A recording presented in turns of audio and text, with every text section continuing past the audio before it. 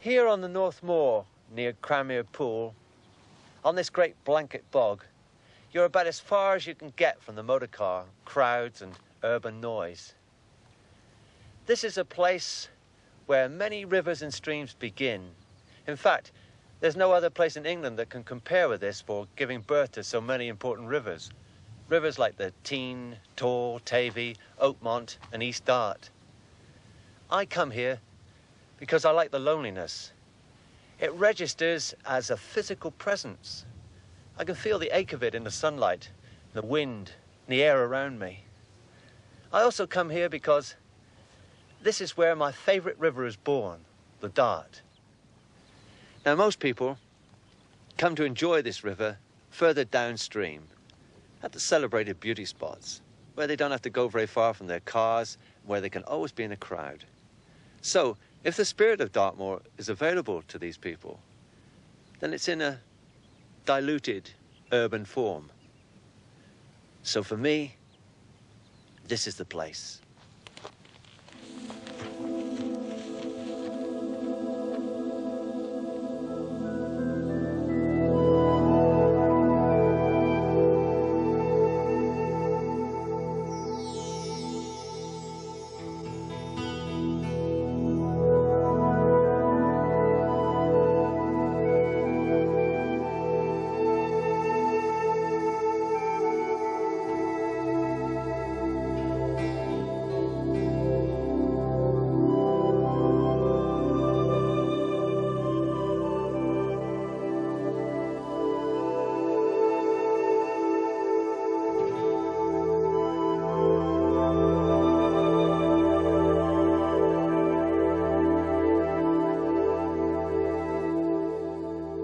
The Upper East Dart is one of those ribbons of sky-coloured water running through solitudes, which are hazed in silence. It winds through empty hills, taking you with it to somewhere else. It's part of a landscape of promise that gives you the chance to relate to self and the wilderness, rather than to people. There are few of these places left in England.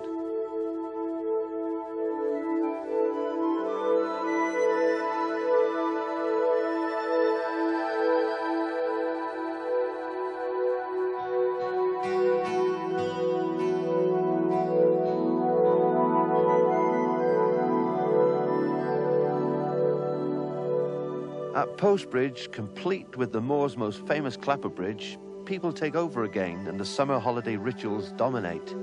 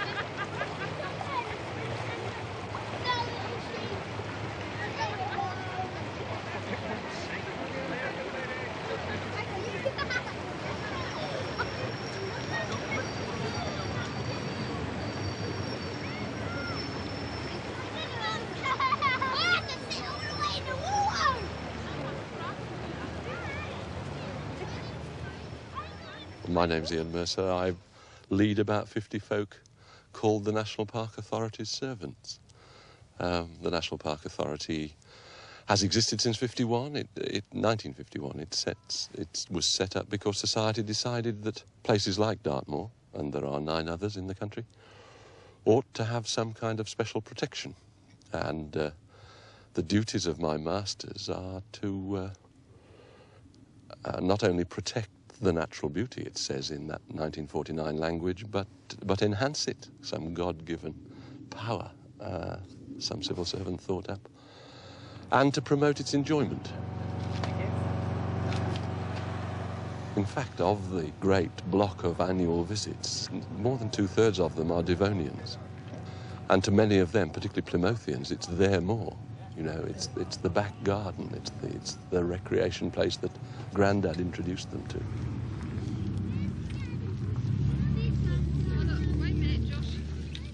There are all kinds of variations on the theme of the problems of coping with up to 8 million visits a year in a place even as big as this, because the 8 million tend to concentrate, whether they're seeking solitude or whether they're seeking company, in quite a small number of places. I have a theory that one of the most important things about picnics is planning them and preparing for them. It's the anticipation and the journey that means most to people. And when they get there, it may be that it needn't have been Dartmoor at all. There is clearly safety in numbers for a lot of people. The alfresco Coronation Street is what develops as a great housing estate of cars. And I certainly believe that there are an awful lot of people who are slightly bothered by being out of sight of the 20th century. Although there's that section that wants to get into the wilderness and get away from it all, there are those who prefer overhearing the conversations and perhaps even borrowing the bottle opener, things that you must not be without.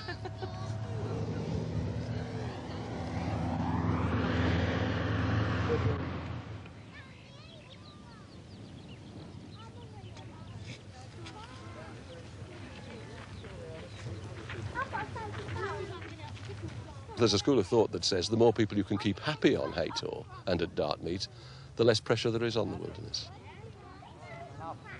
The car park is a necessary part of countryside enjoyment nowadays.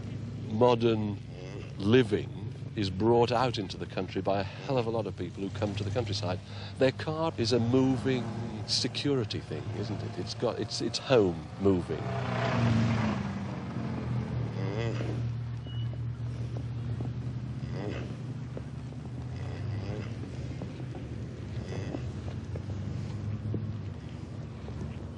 Large numbers of people, having parked the car, stay very, very close to it. And so the terribly passive use of Dartmoor is largely through the car park.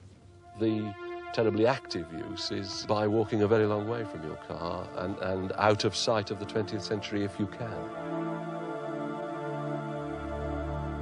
The problem is that wilderness is about the most selfish form of land use you can have in a tight little island like this, isn't it? Because there has to be a limit to its capacity before it ceases to be the wilderness for all those people who want it that way.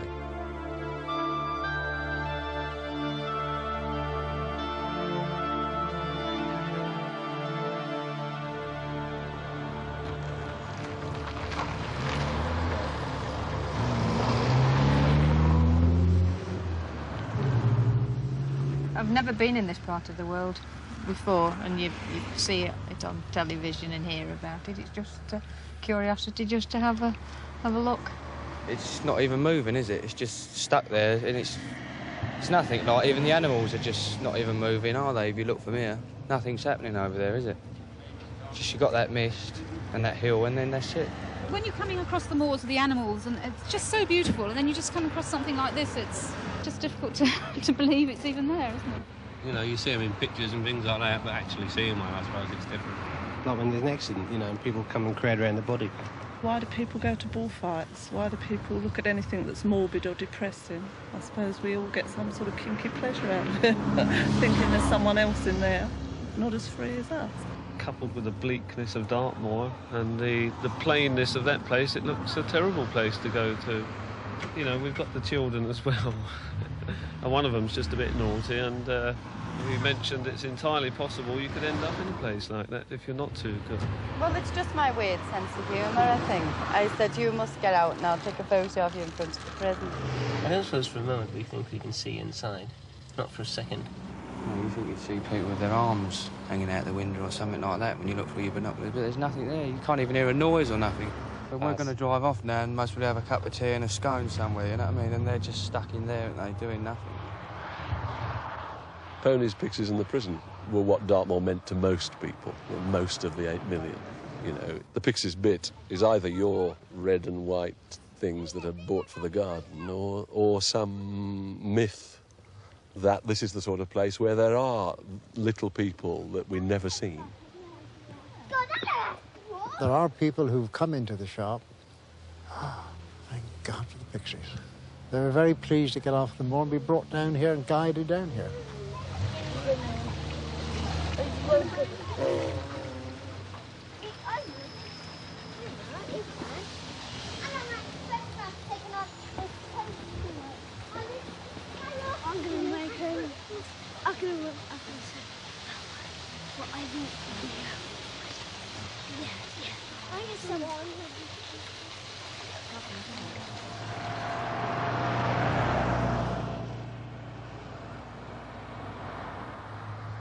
There are things that the innocent do that are a problem. One of them is ponies. The symbol of the Dartmoor National Park is a pony. There are, according to the register, about 2,500 grazing at the moment, which is far less than it used to be, but they're still very obvious to the public. And they're partly obvious because they got used to the public, and they've got used to people producing stale buns and so on for them.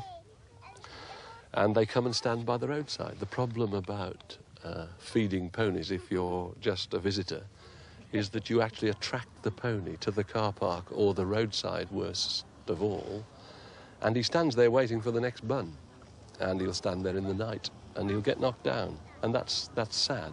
And that's why it is an offence, actually, to feed ponies on roadsides on Dartmoor.